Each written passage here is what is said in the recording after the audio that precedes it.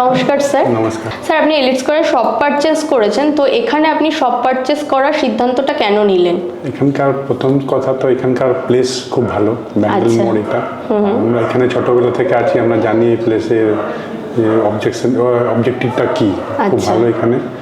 আর আমার যেহেতু এখানে ফ্ল্যাট আছে বলে আমি এই শপটা নিয়েছি। আচ্ছা আচ্ছা, মানে আপনি Future এখানে planning। ফ্ল্যাটও পারচেস করেছেন হ্যাঁ। আর শপও পারচেস Yes। করেছেন। স্যার, আপনার এখানে এনকোয়ারি থেকে শুরু করে কি হ্যান্ডওভার অবধি আপনার এক্সপিরিয়েন্স টোটালটা কেমন ছিল, যদি একটু শেয়ার করেন।